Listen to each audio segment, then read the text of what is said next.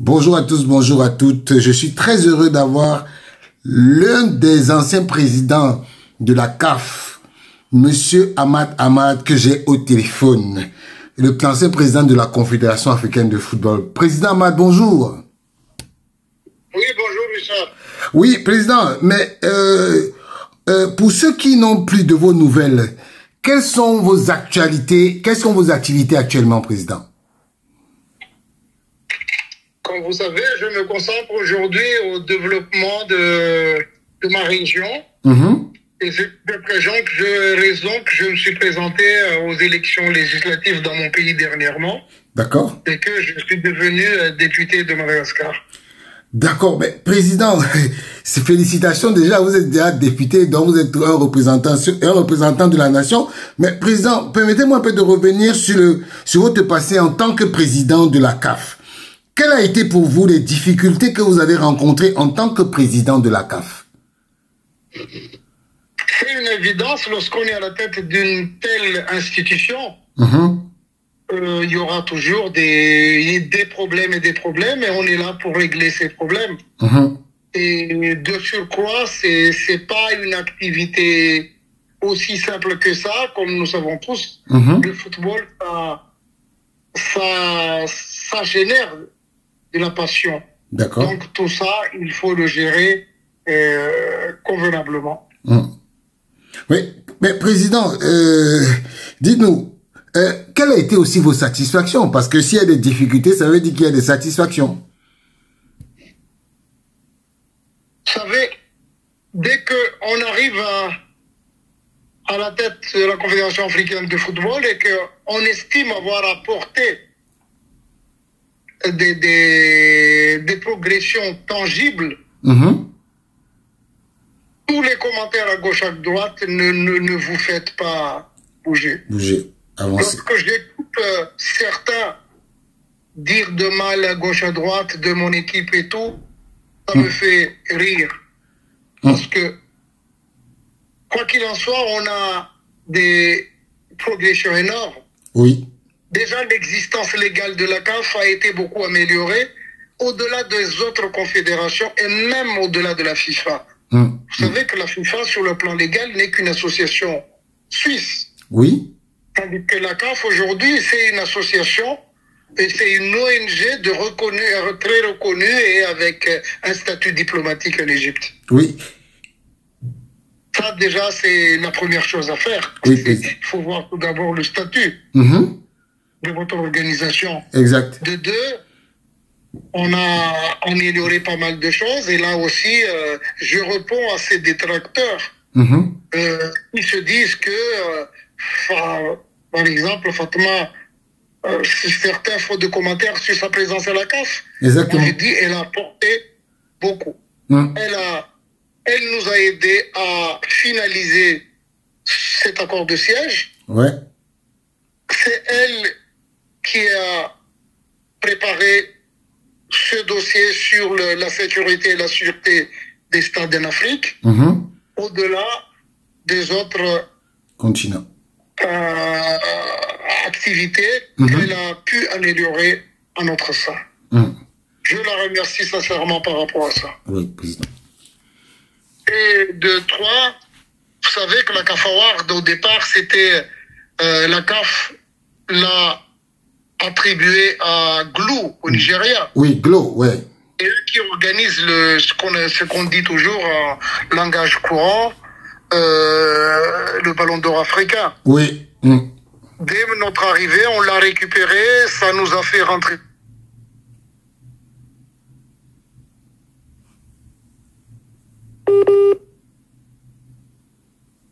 Là, ça s'est coupé un peu. Allô? Oui, oui, allô, oui. Oui, ça a changé beaucoup d'images. C'est devenu un grand événement. Oui, président.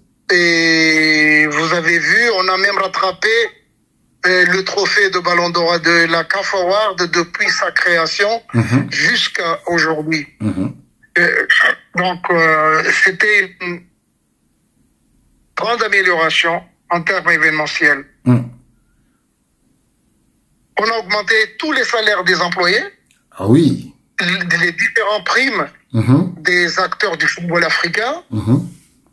Et on a augmenté toutes les subventions données aux fédérations, aux unions zonales, et même on a donné de subventions aux 5 représentants africains pendant la Coupe du Monde 2018. Oui.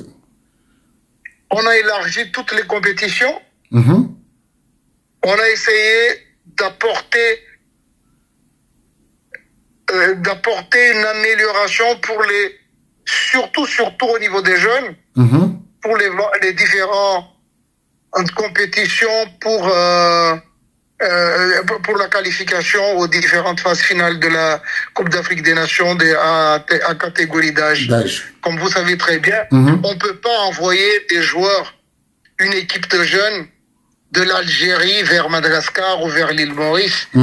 C'est traîner nos jeunes et les parents ont toujours des soucis à certains joueurs qui n'ont pas l'autorisation parentale parce qu'il y a aussi l'école à côté. Exactement. Donc on a attribué ça aux unions zonales, comme c'est tout près, et puis ils organisent directement des compétitions en interne au niveau des zones.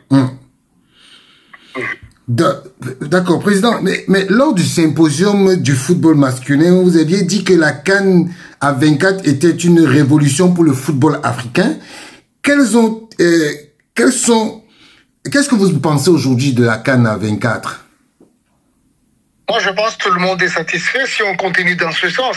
Il y a une évolution notable du football africain. Il y a des pays émergents.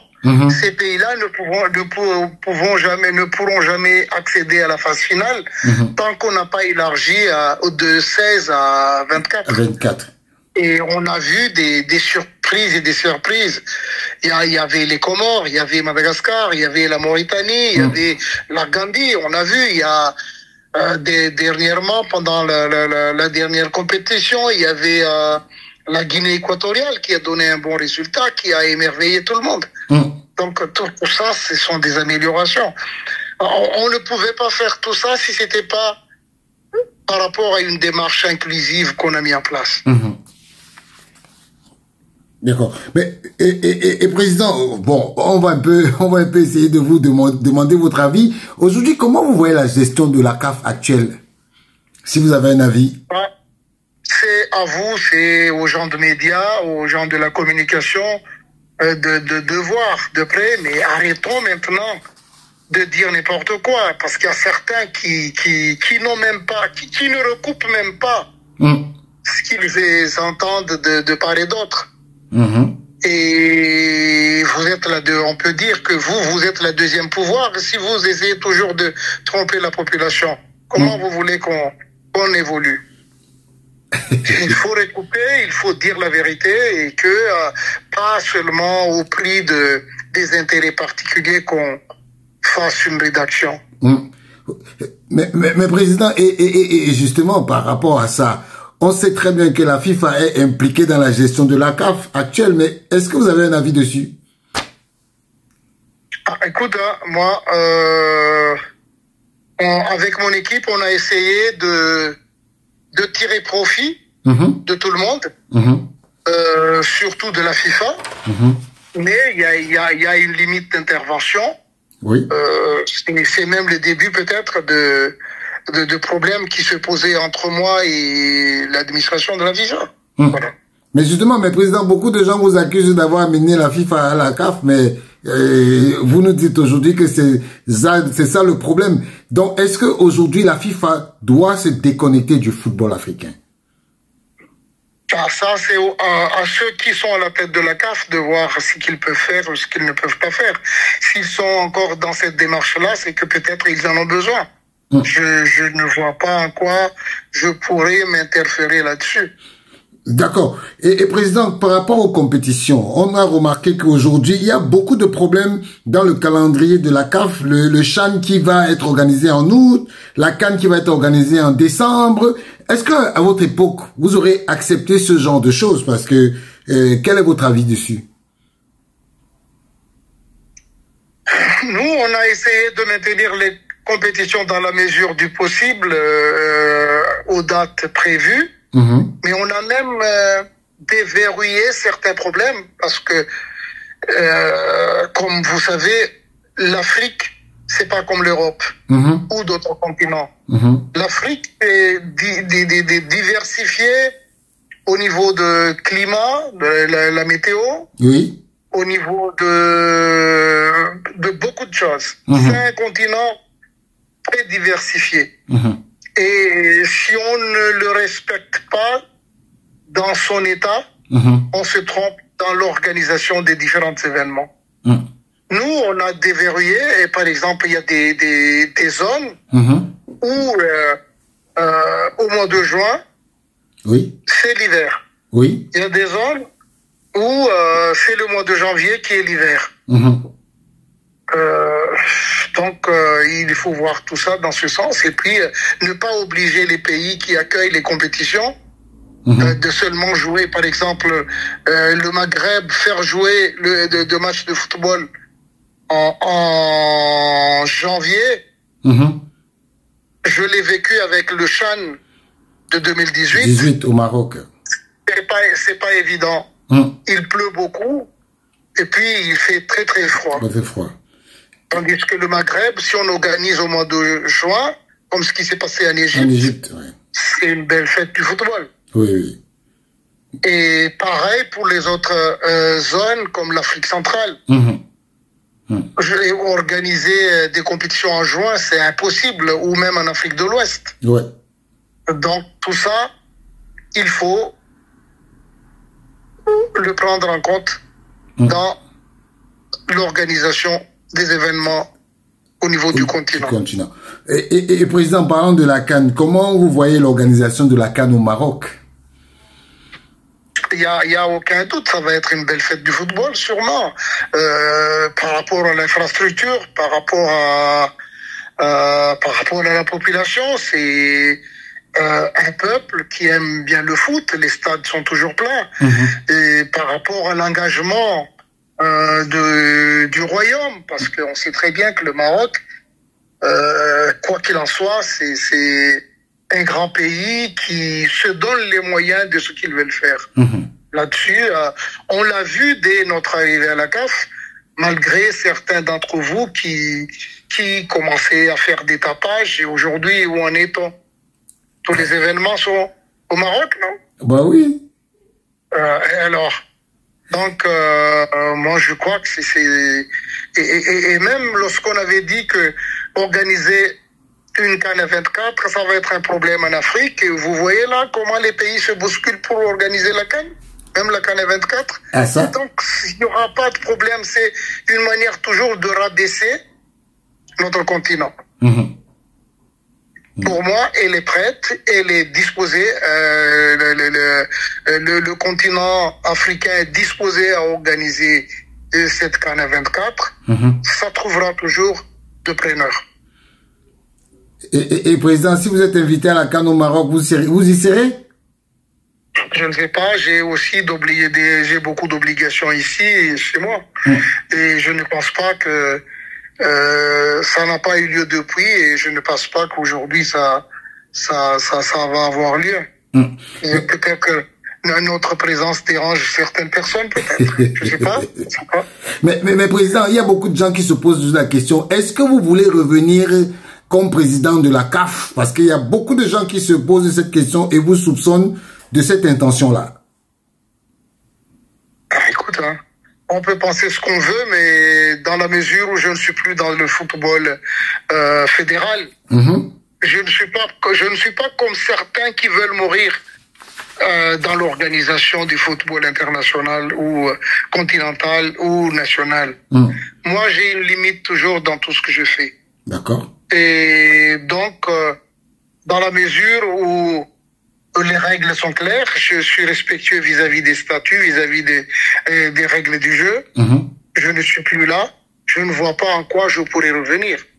D'ailleurs, pour moi, c'est une histoire close, l'histoire du football. Je peux même demander, dans mon pays, je ne m'interfère même pas dans l'organisation du football fédéral. je discute avec les gens qui font d'académie, qui font de football amateur. Mais c'est ma passion, je l'ai toujours vécu depuis. Donc là-dessus, oui. Regarder des matchs à la télé, oui. Mais s'interférer dans l'organisation, non. À moins qu'il y a quelqu'un, peut-être, il y a certains qui viennent me demander des avis, des conseils. Là, j'ai l'obligation de prodiguer des conseils. Oui, Président, je vous pose deux dernières questions. Une sur, on vous sait très proche de Samuel Eto'o. Comment avez-vous accueilli le rejet de sa candidature comme membre du comité exécutif de la CAF? Là, c'est pas du tout, c'est pas correct.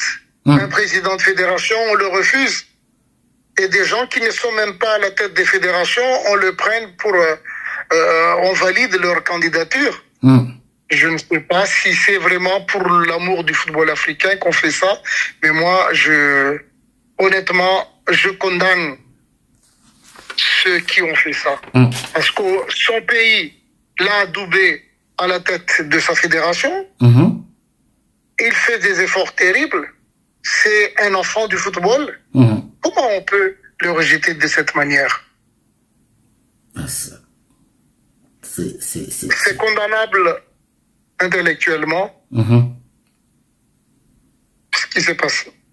D'accord. Mais Président, une dernière question. Hein, la dernière fois on vous a vu au Cameroun et quand le Cameroun a perdu un des fils de l'Afrique, le président Hayatou, que retenez-vous de ce monument du football africain? Moi, j'essaie toujours dans ma vie de garder mes liens avec des gens. Oui, Président.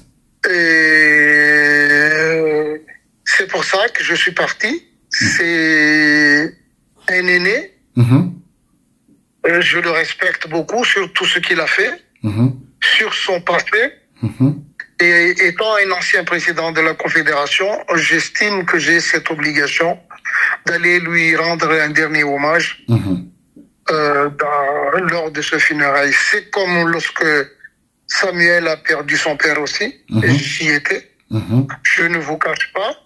Je rencontre souvent Michel Platini aussi. Il y a même 2 semaines, on s'est vu. Donc, moi, j'essaie de garder mes liens avec ceux qui veulent garder des liens avec moi, parce que le football, c'était tout juste un moyen pour se faire connaître. Et puis, en tant que personne, en tant qu'homme, il faut garder ces bonnes relations. Pas seulement pour l'intérêt du football. Et Président, un dernier mot pour ceux qui vous écoutent, hein, ceux qui vous ont toujours apprécié, ceux qui vous écoutent. Est-ce que vous avez un dernier mot pour eux? Non, bon, je souhaite bon courage à ceux qui ont encore cette volonté de désinvestir dans la gestion de notre football. C'est leur tour maintenant.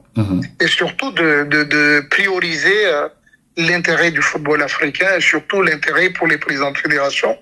L'intérêt du football dans leur pays. D'accord. Merci, Président, pour cette petite interview que vous nous avez accordée et bonne soirée. Ok, merci, Monsieur Richard. À bientôt. Au revoir.